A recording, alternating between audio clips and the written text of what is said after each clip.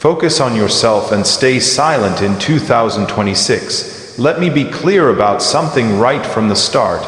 If you want 2026 to be different, actually different, then you're going to have to stop performing and start building. Most people talk too much. They explain their plans. They announce their goals. They argue online. They react to everything. And then they wonder why nothing changes. Here's the truth. Focus is rare and silence is power. When you focus on yourself, you reclaim your energy. When you stay silent, you protect that energy. Every time you respond to criticism, you give control away. Every time you chase approval, you slow down your growth. Every time you explain yourself, you dilute your direction. You don't need to be understood. You need to be effective. 2026 is not the year to prove people wrong with words. It's the year to prove yourself right with action. Stay silent while you're learning. Stay silent while you're failing. Stay silent while you're rebuilding your habits, your body, your skills, your mindset. Because growth is fragile in the beginning and noise kills fragile things. Here's what focus actually looks like. It's waking up when you said would even when no one's watching. It's doing the boring work consistently. It's choosing discipline over motivation. It's saying no to distractions that feel good but cost you your future. Focusing on yourself means accepting a hard truth. No one is coming to save you. And that's not depressing, that's empowering, because the moment you stop waiting for permission, validation, or applause, you become dangerous in the best way possible. Silence doesn't mean you're afraid. It means you're busy building standards, busy sharpening skills, busy becoming someone who doesn't need to announce progress, because progress is obvious. Let people underestimate you. Let them misunderstand you. Let them talk. You don't need the last word. You need the last result. So in 2026, move differently. Less talking, less reacting, less explaining, more execution, more consistency, more self-respect. Focus on yourself, stay silent, and let the results introduce you. Because when the work is done, you won't need to say a thing. Your attention is your most valuable currency, and yet most people spend it like it's worthless. Every notification, every opinion, every piece of drama pulls at you, demanding a reaction, demanding a slice of your focus, and without realizing it, you give it away. You wake up and the first thing you do is check your phone, letting the world decide what you think about before you've even decided who you want to be that day. That's not harmless. That's expensive. Attention is the gateway to everything you build. What you focus on shapes your thoughts, your habits, your skills, and eventually your life. If your attention is scattered, your results will be scattered. You can't build anything meaningful while constantly reacting to noise. Noise feels urgent, but it's rarely important. It's designed to keep you busy, not to move you forward. The people who win long-term aren't necessarily smarter or luckier. They're better at protecting their focus. They choose where their attention goes, and more importantly, where it doesn't. They understand that every distraction carries an opportunity cost. Every hour spent arguing online is an hour not spent learning. Every moment spent comparing yourself to others is a moment stolen from your own growth. Noise is seductive because it feels productive. You feel informed. You feel involved. You feel like you're doing something, but feeling busy and making progress are not the same thing. Progress is quiet. It happens when you're alone, repeating the same disciplined actions long after the excitement wears off. Noise wants your emotions. Focus wants your commitment. When you guard your attention, you start to see clearly. You recognize which inputs strengthen you and which ones weaken you. You stop consuming content that makes you anxious, angry, or insecure. You stop letting other people's priorities dictate your mental energy. Instead, you invest your attention into skills that compound, habits that stabilize you, and goals that actually matter to your future self. This isn't about ignoring the world. It's about choosing yourself deliberately. Attention spent on growth multiplies. Attention spent on noise evaporates. One builds momentum, the other builds regret. Every day you get a limited amount of mental energy, and how you spend it determines who you become over time. Silence isn't weakness, even though the world tries to convince you that it is. We're taught that if you're not speaking, posting, reacting, or explaining, you're falling behind. That if you don't defend yourself, you lose. That if you don't announce what you're doing, it somehow doesn't count. That belief is one of the biggest traps people fall into, because silence, when used intentionally, is leverage. Silence gives you time to think instead of react. Most mistakes aren't made because people lack intelligence. They're made because people respond emotionally and too fast. When you stay silent, you create space between stimulus and response. In that space, you gain control. You see patterns others miss. You notice opportunities others talk over. You move with clarity instead of impulse. Silence also protects your plans. The moment you announce what you're building, you invite opinions, doubts, comparisons, and expectations. Not all feedback is bad, but most of it is premature.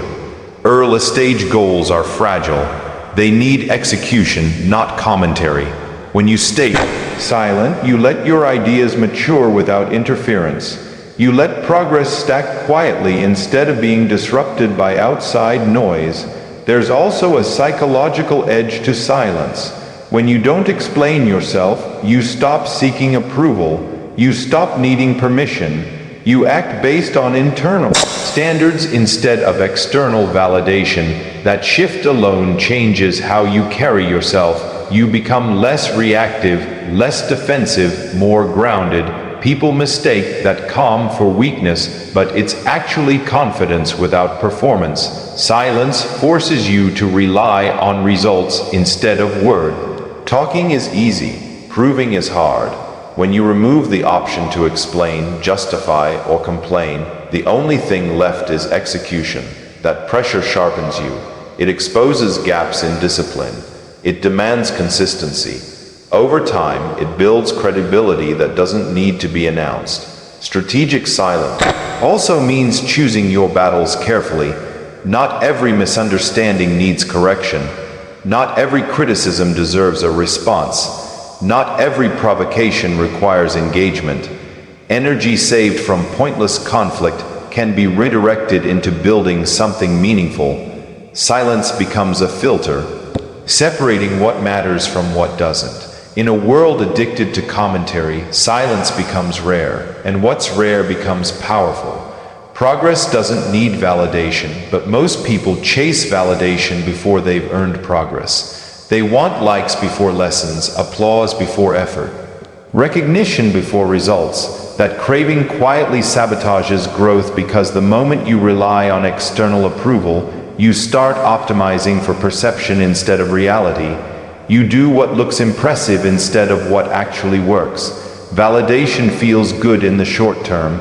It gives you a hit of motivation, a sense that you're on the right path, but it's unstable. The moment the praise disappears, or worse, turns into criticism, your confidence collapses.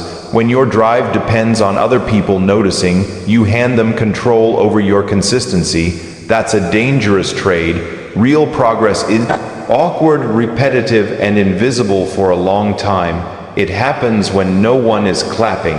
It happens when the results aren't ready to show yet. If you need validation to keep going, you'll quit too early because the early stages offer nothing to show off. Mastery doesn't announce itself. It accumulates quietly through reps, mistakes, and refinement. When you stop seeking validation, your standards change. You stop asking, "Does this look good?" and start asking, "Does this work?" You measure yourself against yesterday, not against someone else's highlight reel. That shift builds self-trust. You begin to rely on evidence instead of opinions. You know whether you're improving because the metrics are internal. Strength gained, skills sharpened, discipline kept. There's also freedom in not needing approval. You take smarter risks because you're no longer afraid of looking foolish. You're willing to be bad at something long enough to become good at it. You stop performing for an audience and start training for outcomes. That's where real confidence comes from, not from praise, but from knowing you can do the work regardless of who's watching. Results have a way of simplifying everything. They end arguments. They silence doubt. They remove the need for explanation. When the evidence is undeniable, validation becomes irrelevant. People notice not because you ask them to, but because they can't ignore it. The quiet grind builds something stronger than motivation, identity. You start to see yourself as someone who follows through, someone who doesn't need permission to grow, someone who shows up even when it's lonely. That identity compounds, and once it's built, no amount of external opinion can take it away. If you want a different life, you have to accept a hard truth. Nothing changes until you do. New goals without new behaviors are just wishes. You can't think your way into a new identity while living on the same routines that created the old one. Transformation isn't about inspiration, it's about repetition. Becoming a different person doesn't mean pretending or reinventing yourself overnight. It means making small, uncomfortable choices consistently, choices that don't feel dramatic, choices that don't get attention, waking up earlier, training when you don't feel like it, studying when it would be easier to scroll, speaking less and doing more. These decisions seem insignificant in isolation, but stacked over time, they reshape who you are. Your habits are votes for the person you're becoming. Every time you keep a promise yourself, you reinforce trust. Every time you break one, you weaken it. Confidence isn't something you find, it's something you earn through evidence. When you show up daily, even imperfectly, you build proof that you can rely on yourself. Most people overestimate what they can change in a week and underestimate what they can change in a year. They quit because the results don't come fast enough, not realizing that identity shifts lag behind behavior. The work always feels pointless right before it compounds. That's where discipline matters most, when there's no emotional reward. To become someone new, you have to let parts of your old self die. Old excuses, old coping mechanisms, old stories about why you can't. That loss can feel uncomfortable, even lonely, because growth often separates you from familiar patterns and familiar people, but staying the same costs more in the long run. Daily discipline is not punishment, it's self-respect in action. It's choosing long-term freedom over short-term comfort. Over time, those choices harden into character. You stop negotiating with yourself. You stop relying on motivation. You act because that's who you are now. A different life built by a different person. And that person is created one ordinary day at a time.